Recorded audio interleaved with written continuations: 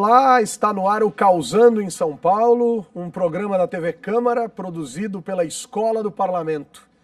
Semanalmente trazemos para você uma conversa com quem está literalmente causando na cidade, mobilizando, defendendo uma causa, ativando redes, transformando, construindo valores democráticos e contribuindo com um mundo mais plural. Para quem não sabe, a Escola do Parlamento é parte da estrutura administrativa da Câmara Municipal de São Paulo e tem como função fomentar atividades educativas que nos levem a pensar a cidade, a gestão pública e a democracia. Hoje, para causar aqui com a gente, eu recebo Gabriela Rosa, pesquisadora do Grupo de Estudos de Gênero e Política da USP, o GEPO. Bem-vinda, Gabriela. Obrigada, Humberto. Tudo bem? Tudo jóia. Eu que te agradeço pela sua presença. E a primeira pergunta é sempre o clássico. O que é o GEPO? O que é o grupo do qual você faz parte? Então, o GEPO é um grupo de estudos que começou na USP, um pouco numa ansiedade nossa de estar numa universidade pública em que não se tinha muito espaço ali na ciência política para falar de gênero, para discutir questões de gênero. Então a gente começou a se encontrar no final de 2014, enfim, pessoas que estavam sozinhas pesquisando esse tema, e a gente foi se encontrando, se falando, e enfim, começou a se organizar para começar a construir uma espécie de vocabulário comum sobre o tema. Então começou a estudar juntas, ler juntas, a se organizar enquanto grupo. Isso foi se desenrolando, a gente começou a ver que tinha mesmo espaço, a gente começou a sentir que tinha muito potencial naquilo que a gente estava fazendo, e, ao mesmo tempo, começou a enxergar as barreiras da desigualdade de gênero na academia. Que foi o que fez com que a gente conseguisse se formar mesmo enquanto grupo, pensando, poxa, a gente precisa romper esse tipo de limitação, né? Então, ao mesmo tempo em que a gente tinha uma perspectiva muito bacana de estudar gênero, de fazer uma conexão dos estudos que a gente fazia com o mundo, com a sociedade, então tentando conversar com movimentos sociais, tentando ver o que se dizia na sociedade, no ativismo sobre gênero e trazer isso para o mundo acadêmico e tentar usar isso para pensar a ciência política, a gente percebeu que a ciência política oferecia muitas limitações e muitas barreiras para as mulheres.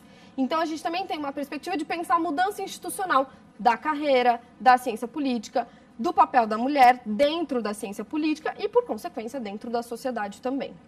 Agora, deixa eu aproveitar dois pontos que você colocou. Você usou a palavra do vocabulário, né? Isso. E falou o que se diz e o que se usa, etc. Algumas causas, em geral, trabalham com vocabulários muito próprios, né, que, por vezes, não são absorvidos pela sociedade. Que tipo de barreira você encontra no que diz respeito a estudar a questão de gênero, no que diz respeito à postura da sociedade, ou como a sociedade trata essas questões e como ela deveria tratar? Eu te pergunto isso porque existe isso em relação a causas étnicas, existe isso em relação a causas associadas à lógica da sexualidade, existem da pessoa com deficiência, por exemplo. Existem tantas causas e tantos vocabulários próprios. Como é que funciona isso no universo de quem estuda a questão da mulher, por exemplo? Então, esse foi um primeiro problema que a gente enfrentou. Éramos várias pessoas, por exemplo, estudando sozinhas. Então, a gente precisou ler e falar juntas e construir o nosso vocabulário. Então, falar, por exemplo, o que significa dizer feminismo? O que é feminismo? O que é falar de gênero? O que a gente quer dizer com gênero? O que a gente está falando quando a gente fala em participação? Esse foi um primeiro desafio. O desafio que a gente enfrenta agora permanentemente é esse desafio da comunicação. Então, como é que o que a gente estuda e esse vocabulário que a teoria política constrói, que a ciência política já tem mais ou menos acordado sobre o que é, como é que a gente se comunica para fora e como é que a gente absorve o vocabulário que é do ativismo e da militância para o nosso mundo? Porque muitas vezes isso está colocado a gente está colocado num lugar que é uma espécie de dobradiça em que a gente é vista como não fazendo nenhuma coisa nem outra, né? Então, a mulher que pesquisa gênero, muitas vezes é vista ou muito ativista ou muito pesquisadora para o mundo do ativismo. Então, esse não é um desafio fácil, assim. Eu acho que esse é uma coisa que a gente tem que estar sempre prestando atenção para pensar, então, o que a gente está dizendo, se isso está de acordo com o que se fala sobre participação. Então, por exemplo, tem questões bem interessantes sobre participação da mulher, por exemplo, que é quase um senso comum hoje você dizer, a gente precisa ter mais mulheres. É verdade. É verdade que o senso comum e as pessoas falam sobre participação de mulheres muitas vezes nesses termos, né? Mais mulheres, precisamos eleger mulheres. Acontece que isso não significa melhores políticas para mulheres. E E a gente precisa adaptar e qualificar esses vocabulários também na sociedade, para que a sociedade entenda que o papel de ter mais mulheres é que melhores políticas para mulheres decorrem muitas vezes disso, mas que são duas coisas diferentes, por exemplo. Então, eu acho que esse desafio de estar antenada e de estar prestando atenção no que se fala e no que se faz muito em relação às causas de gênero, que tipo de pauta se debate, que tipo de pauta se reivindica, questão do aborto, que está muito latente nos últimos tempos, enfim. Se a gente se desconecta, a gente perde exatamente aquilo que foi o que deu origem ao GEPO, que é isso de vamos tentar construir essa ponte e vamos tentar construir um vocabulário comum que faça com que a mudança seja possível, que a gente consiga falar com as pessoas, entre a gente e com as pessoas. Agora, esse entre a gente, por vezes, na academia é muito encastelado. Sim. Né? Fica distante, fica aquela coisa de um pequeno grupo pesquisando e conhecendo, e óbvio que gerando um conteúdo importante. Mas o primeiro grande desafio é saber se esse conteúdo gerado na academia efetivamente transforma a sociedade ou contribui com essa transformação de um ou de vários modos. Nesse caso específico desse grupo, o compromisso maior é em pesquisar e gerar esse conhecimento acadêmico, que é um conhecimento mais duro, mais pesado, ou também, de alguma maneira, converter isso em ações, iniciativas, serviços, produtos, o que quer que seja, que encoste mais nas pessoas e vise efetivamente a uma transformação cultural e questões dessa natureza? Eu acho que a gente está nesse meio do caminho, Humberto. Eu acho que a gente está querendo fazer essa comunicação. Então, assim, não é um grupo ativista, do ponto de vista de dizer que a gente tem a militância por uma causa específica na sociedade. O nosso lugar é a universidade, hoje, mas a gente quer fazer essa comunicação. Na verdade, a nossa grande crítica é que a universidade está encastelada, que a universidade não consegue fazer essa comunicação. E essa comunicação exige esforço, demanda pensar sobre isso, demanda questionar os próprios princípios, questionar as próprias lógicas de atuação, questionar, por exemplo, quem a gente convida para os nossos eventos. Então, a gente teve um curso que foi um super sucesso, assim, muito cheio de feminismos e política, em que muitas vezes a gente convidou mulheres ativistas, porque a gente achava que para falar de feminismos e política mesmo dentro da universidade, a gente precisava dar espaço para outras linguagens, para outras pessoas. Então, tem uma parte muito interessante deste meio do caminho, que é esse exercício o tempo todo de pensar o que é que a gente está falando, para quem é que a gente está falando, do que é que a gente está falando, né? Não é só falar ou reproduzir ou simplificar aquilo que se produz na academia, é de fato tentar construir uma conexão com o que se fala fora da academia, com o que o ativismo está fazendo. Então, o que as pessoas que disputam as pautas do aborto estão falando sobre aborto, com o que as mulheres trans estão falando sobre transfobia. Não adianta a gente achar que a gente, num grupo que é super homogêneo desse ponto de vista, somos muito heterogêneos do ponto de vista da universidade, mas muito homogêneos do ponto de vista da sociedade. Vamos conseguir dar conta disso tudo. A gente traz essas pessoas para aprender. E esse é o exercício. Nesse encontro, quer dizer, nesse exercício, por exemplo, vocês conseguem absorver novas pautas ou sentem que conseguem absorver novas pautas e sentem também que conseguem fazer com que os resultados que vocês escolhem academicamente impactam em certa medida o discurso dessas pessoas no que diz respeito àquilo que elas fazem ou da forma como elas promovem as suas causas, não? Sem dúvida, sem dúvida. Eu acho que um exemplo interessantíssimo disso é pensar, por exemplo, interseccionalidade. Porque, apesar de ser um grupo de estudos de gênero, a gente, ao estar muito próxima da sociedade e tentar se aproximar ao máximo da sociedade, a gente começou a perceber que questões de gênero estão marcadas por questões de classe, estão marcadas por questões de raça, e que isso não está muito claro nem na teoria. Muitas vezes a teoria também trata isso de um jeito bastante complicado, e a gente foi perceber isso à medida em que saiu, à medida em que foi falar com as pessoas, à medida em que trouxe pessoas que estavam enfrentando esses problemas para o nosso mundo. Assim, isso passou a ser uma preocupação central do grupo, por exemplo, que a nossa pesquisa assuma, por exemplo, que gênero é uma questão interseccional, que é uma questão que envolve raça, que envolve classe, que envolve uma série de outras opressões, outras formas de desigualdade, né?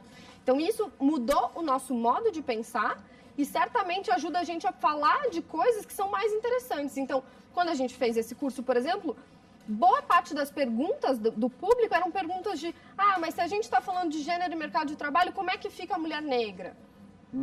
E a gente falou, poxa, olha aí, essa é uma coisa que a gente precisa começar a pensar. Ou então, se a gente está falando de pesquisas de gênero nas relações internacionais, não tem teóricas negras, muitas das relações internacionais. Por que a gente não fala delas? Cadê essas pessoas nesse rol de mulheres que a gente está discutindo? Então, acho que tudo isso foi fazendo do grupo mais rico, mais diverso, mais capaz de dialogar com a sociedade. Agora, é um grupo predominantemente de alunos, né?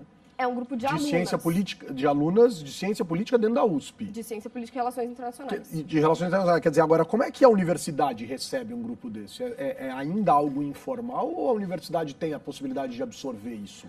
Então, a gente está pensando caminhos para a institucionalização disso. Ele ainda é um grupo mais ou menos formal, quer dizer, a gente recebe um apoio institucional do departamento e do programa de pós-graduação.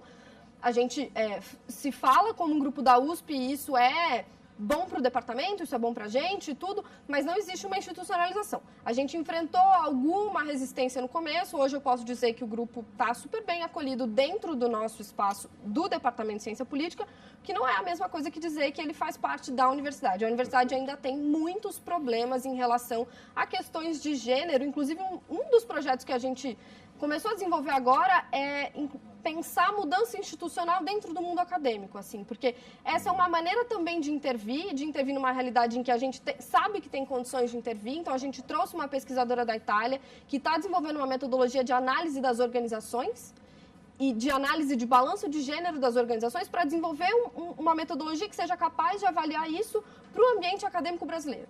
Então, o que a gente quer fazer a partir de agora, e um dos projetos que a gente tem, é adaptar essa metodologia que já funcionou super bem na Europa e que já mudou muitas universidades na Europa, para que a gente consiga ter uma metodologia adaptada à realidade brasileira, para aplicar isso em vários departamentos do Brasil todo, para ver onde é que estão os obstáculos. Então, são obstáculos formais, informais, que tipo de problemas as mulheres, por exemplo, enfrentam para subir na carreira. Fantástico. Pessoal, é um assunto absolutamente fundamental de ser debatido. E a gente para um pouquinho e volta logo mais. Valeu!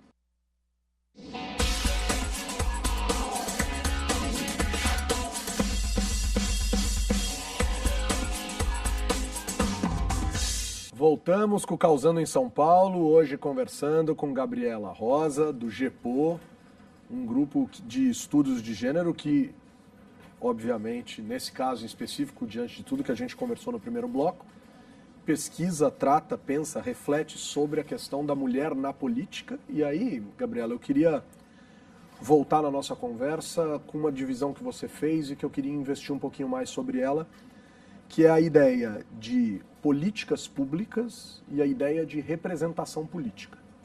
Queria que você separasse um pouco esses estudos nesses dois campos, porque primeiro que existem políticas públicas específicas para mulheres, e existe o desafio de pensar políticas públicas universais, gerais para toda a sociedade, contemplando, obviamente, o universo feminino e a lógica feminina.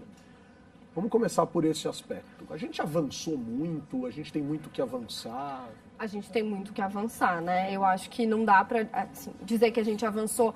É claro, especialmente em políticas, às vezes, voltadas para a mulher, direitos reprodutivos avançaram nos últimos anos, enfim, você tem pré-natal hoje pelo SUS, enfim, tem uma série de políticas públicas que estão voltadas para a mulher.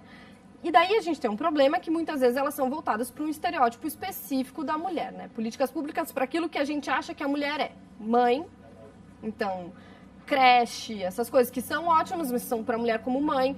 O mercado de trabalho está começando a se flexibilizar um pouco para aceitar a diversidade e, portanto, a especificidade de uma mulher que vai trabalhar com as demandas de ser mulher. Mas eu acho que a gente ainda tem muito que avançar e acho que tem uma coisa interessante para pensar que tem um lado que a gente luta mesmo, que é a da política pública para a mulher, né? Então, pensar questões até mais delicadas do tipo, pensar aborto, pensar salário, enfim, que são coisas mais delicadas. Mas tem uma coisa interessante na política pública, que é pensar quem é o sujeito da política pública, quando a gente pensa política pública em geral. Então, por exemplo, você vai pensar uma política pública de transporte. Quando o elaborador da política pública está lá pensando, muitas vezes ele está pensando no quem é o sujeito que usa o transporte. É o homem de meia idade, branco, indo para o trabalho. É óbvio que esse transporte não é para a mulher, não é para a criança, não é para o idoso.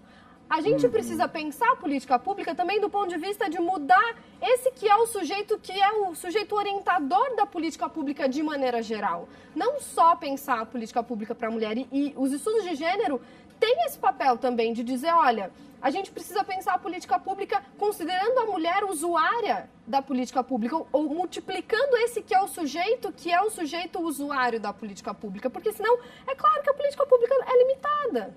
Agora, deixa eu te fazer uma pergunta em relação a isso. Quer dizer, para todo o campo de política pública que a gente olha, a gente consegue, ou para grande parte deles, a gente consegue discutir a questão da mulher.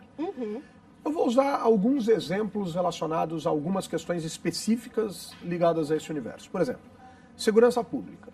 Né? A despeito das leis, que foram criadas especificamente para alguns aspectos, tal, você tem já algumas poucas décadas no Brasil a delegacia específica para a mulher. Né? No transporte público coletivo, em alguns estados, em algumas cidades, etc., você tem lá, por exemplo, no sistema sobre trilhos, o vagão específico para mulheres. E a gente poderia falar de uma série de outras questões. Campanhas de saúde específicas para mulheres, etc. Em que medida isso é bom? E em que medida isso não reflete algo que mostra que a gente tem dificuldade de convívio? Porque por que precisa existir o vagão? Por que precisa existir a delegacia? Porque é óbvio que existe violência contra a mulher. É uma medida paliativa? É uma medida que nunca vai poder deixar de existir? Em que momento que a gente vai conseguir conviver num pé de igualdade minimamente razoável? Se é que faz sentido fazer esse tipo de pergunta. Eu acho que a gente gostaria de pensar numa situação dessas, né? Em que a gente não precisasse de uma delegacia da mulher, porque a mulher fosse ser bem atendida em qualquer delegacia num caso de violência e que a gente não tivesse tantos casos de violência contra a mulher.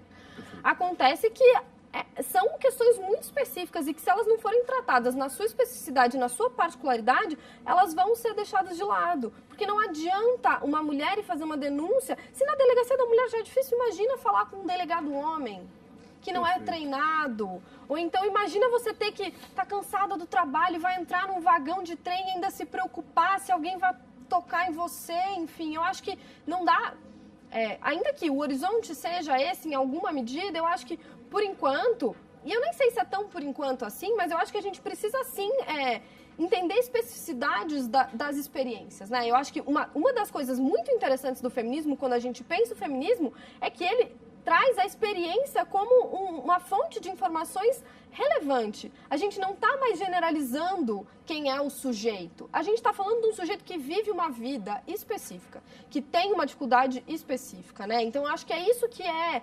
Políticas públicas que têm uma perspectiva de gênero, muitas vezes são políticas públicas que multiplicam isso. Esse que é o sujeito da política, né? Então, tem um exemplo bem interessante lá da Suécia, onde a coisa do que rua que a gente vai limpar primeiro quando neva.